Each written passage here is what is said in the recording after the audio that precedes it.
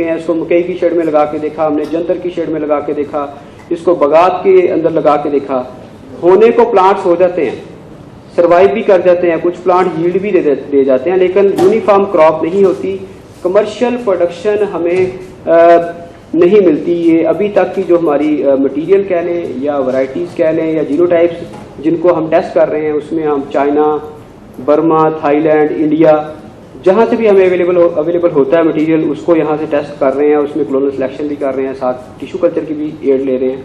तो लेकिन अभी तक हमें कोई ऐसा मटेरियल नहीं मिला, ट्रायल चल रहे हैं, अगर कोई ऐसी लाइन या ऐसा क्लोन परफॉर्म कर जाता है कि जो ओपन कंडीशन में भी इंशाल्लाह वक्त आएगा कि वो, लेकिन अभी तक जो करंटली हम बात करते हैं ऑथेंटिक ये राय है कि आप इसको ओपन ना ट्राई करें, क्योंकि बहुत सारे लोग मुझसे रब्ता करते हैं जी कि हम इसको जी फ्लां शेड में कर लेंगे, हम ऐसे कर लेंगे, वो रिसोर्सेज भी ज़ाया करते हैं और बाद में फिर अदरक का नाम नहीं लेते।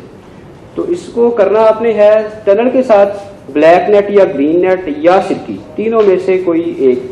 ब्लैक नेट या ग्रीन नेट आपने 50% वाला भी अवेलेबल होता है, 70% वाला आपने वो लेना है। उसके साथ इसको ग्रो किया जा सकता है। ड्रिप इरीगेशन सिस्टम के साथ आपने कौन सी खादें कैसी देनी है, वो आगे एक पूरी स्लाइड मतलब पूरा उस पर टॉपिक है, वो वहाँ पे हम डिस्कस करेंगे। अच्छा, सीड की बात हो रही थी, तो सीड में फौरी तौर पे ये किया जा सकता है।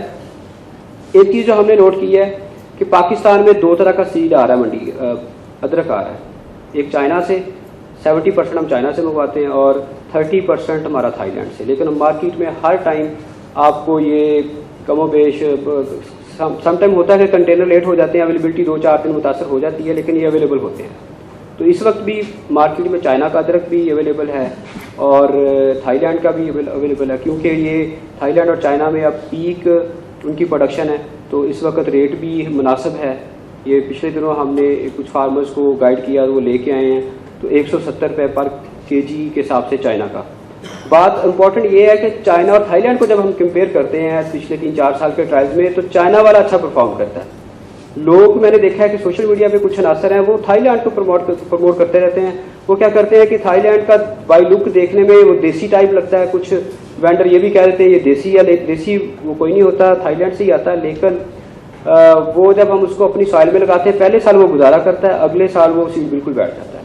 चाइना वाला जो है एज कम्पेयर टू थाईलैंड वो मच बेटर है, इसलिए हम सबसे पहला तो ये सजेस्ट करते हैं अब चाइना वाला सीड लें। मंडी से सीड लेना आपने जब कुछ बातों का बस अगर आप ख्याल कर लें, तो ये जो माफिया के लोग हैं इनसे आप बच सकते हैं कि आपने ये देखते हैं कि मंडी में कुछ कंटेनर कह लें या कुछ वेंडर के पास पुराना सीड कंटेनर आके लगा होता है, 15 दिन पुराना, 20 दिन पुराना, 25 दिन पुराना, तो वो उसमें रॉटनिंग चल रही होती है, क्योंकि वो प्रॉपर वो सारी ही जाली के अंदर ही होता है, वो क्लोज स्टैकिंग होती है। तो उससे क्या होता है कि वो प्रेशर से भी ऑलरेडी जो कोई फंगस या कोई बीमारी चल रही होती है उससे वो गलाव आ रहा होता है। दूसरा उसमें ये होगा कि आपको कुछ फ्रेश भी मिल जाता है कि कंटेनर किसी को 2 दिन हुए हैं, 3 दिन लगे हुए हैं, कंटेनर बाहरी शॉप पे खड़ा होता है, तो कंटेनर के अंदर वो मतलूबा टेम्परेचर 12 डिग्री सेंटीग्रेड मेंटेन रखा होता है और उसके अंदर ही वो राइजोम पड़े होते हैं, तो वो अदरक पड़ा होता है। तो आप वेंडर से बात कर लें, उसे कहें कि मुझे कंटेनर में से दे, और अल्लाह ने अकल दी है, इंसान को आंखें दी हैं, देखना आपने ये है कि वो एक जाली आप ओपन करवा लें, वो कर देते हैं, कोई ऐसी बड़ी बात नहीं आपने लेना हो तो वो आप उसको खोल के देखें। अगर उसमें पूरी 20 किलो की जाली होती है, उसमें से आपको कुछ 2-4% गले हुए मिलते हैं, तो वो कोई बात नहीं है, वो आप छांटी कर सकते हैं।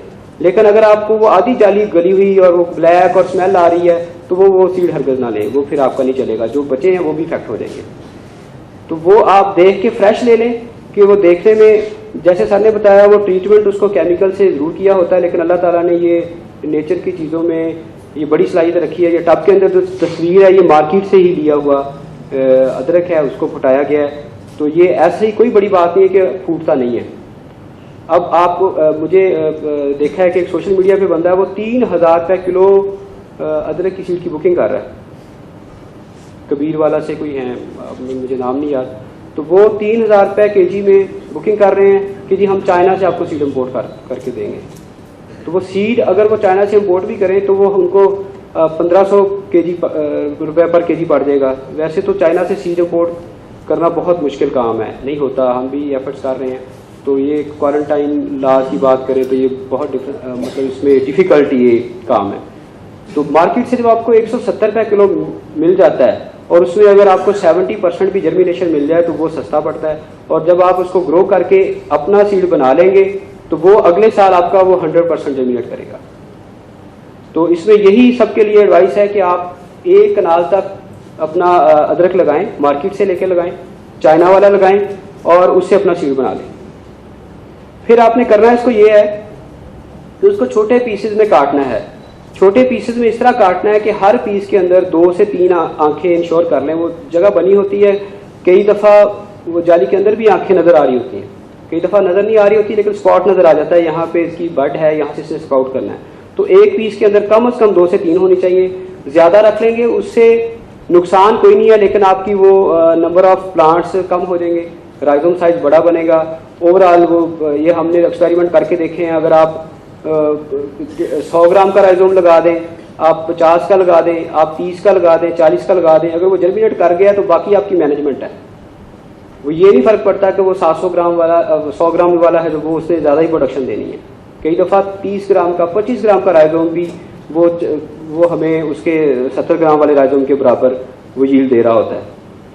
तो दूसरा एक इम्पॉर्टेंट पॉइंट वो ये होता है कि ये गलती हम ये करते हैं कि मार्केट से अदरक लिया, उसको काटा उसने, क्योंकि उन्होंने केमिकली ट्रीट किया होता है, पानी के अंदर भी भिगोया होता है उसको केमिकल्स के अंदर, तो उसने मॉइस्चर बहुत अटेन किया होता है। हम काट के उसको फ़ौरन रेत में दबाते हैं, ऊपर से फिर पानी छिड़काव करते हैं रेत को गीला करने के लिए, तो वो सारा ही गल जाता है। हम समझते हैं बीज ही निकम्मा।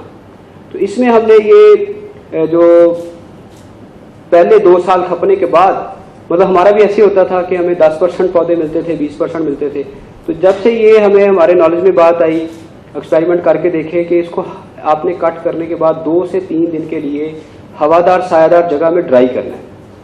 ये देखने में छोटी सी बात है लेकिन पूरी क्रॉप का दारोमदार इसी ये हार्डनिंग का प्रोसेस है, कह लें, कैल्सिंग कह लें, हीलिंग कह लें, जो कट साइट होती है ना, बेसिकली जो कट साइट होती है वहाँ से जब आप उसको एरी जगह पे रखते हैं, हवादार जगह पे रखते हैं, वहाँ पे हार्ड वो जो स्किन है उसकी हार्ड हो जाती है। तो नेचुरल वहाँ पे एक प्रोटेक्शन अल्लाह की तरफ से आ जाती है कि बाद में जो पैथोजन है वो उतना उस पर असर नहीं करते।